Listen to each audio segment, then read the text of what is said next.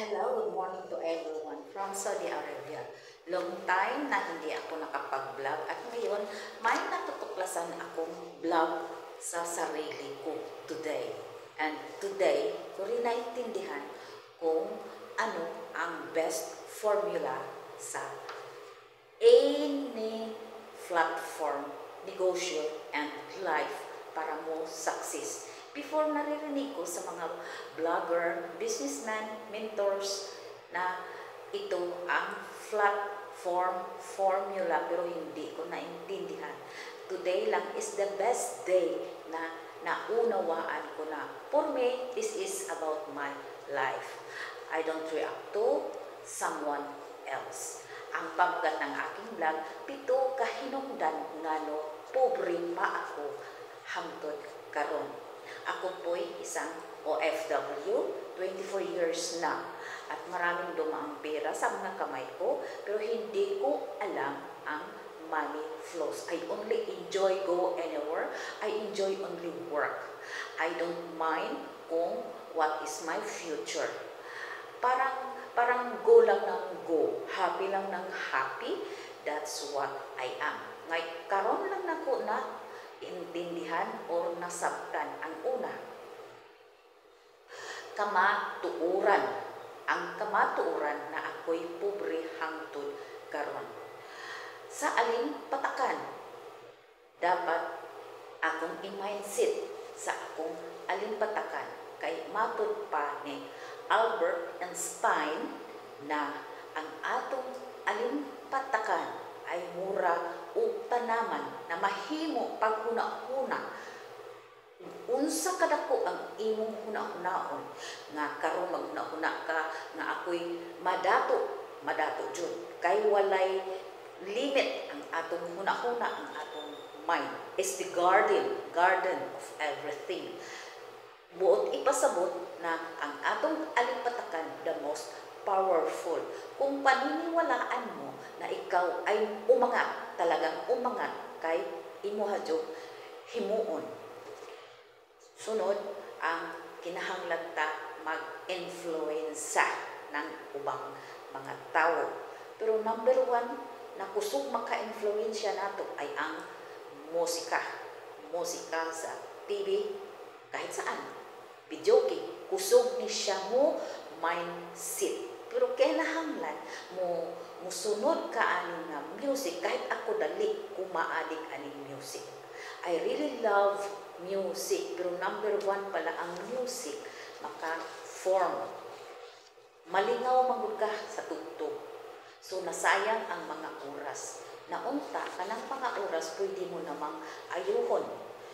Ikaduha, yung movie. Kinahanglan, matanaw kag movie yung mga positibo na pwedeng makakatabang sa pag-angat sa imong kinabuhi.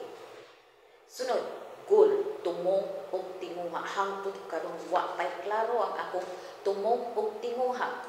Kay nagduha-duha pa ni akong paghuna-huna, kulik-kulik, silik-silik sa mga vlogger sa television. Pero ang aking fashion is magtinda, vendor. Because sa una, hangtod karon ang utak ko is about negosyo. Pero hindi ko pa na specify kung unsa o maayo. Busa karon ga-studio kung unsa ang akong tumong o tinguha. Sunod, kaning mga toxic. Kaning mga toxic na mapakyason. Dapat ito ay walaon. Yung pagduha-duha, wag nga biktima o mga kasakitan. Kinahanglan sabton pag-ayo. Sunod, ang ikaduha, dili mo angkon sa kamatuoran.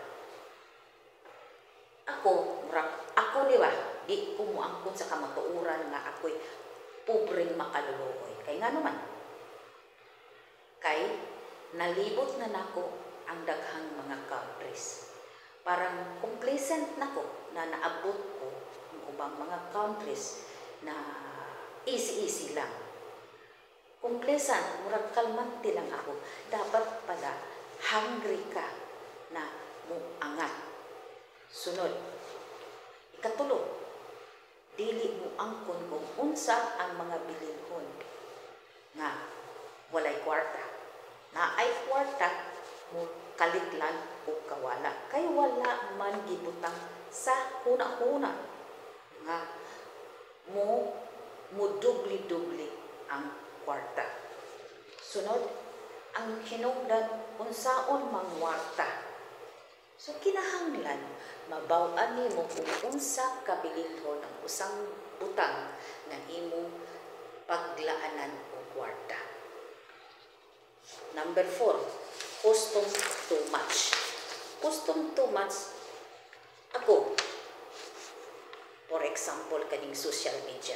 Pag nakatanaw ako ng Facebook, halos huruton ako ang oras nga ang sulod naman dito is puro negatibo. Too much interesting. So, totoo yung sinasabi nila kung alin yung negative, we love it. So, karon kinahanglan i-minimize na. Mahirap o lisod man sad madali nimo pag-convince ang akong kaugalingon na walaon ang negative. Hinay-hinay lamang. Ang sunod, dapat i-apply sa totoong buhay. Kung makinig man ako ng mga vlog nila ni RDR na too much maganda, positibo, kinahanglan i-apply. Pero sa pagkakaroon kasi nandito pa ako sa Saudi Arabia, na ako diri, di pa na ako ma-apply. So pag-ulit na lang. Kinahanglan himuon para mahimo ang akong gipangandoy. Ikalima, identity. Panghimatuod sa akong pagkatao. Ako'y isa OFW. Okay ang sweldo. Dugay na. 24 years na akong OFW. Pero dili ko kabalo mo pa hiluna sa akong kwarta kasi nakomplisan na ako. Ang ikaunong, lazy ang akong pagkatapulan.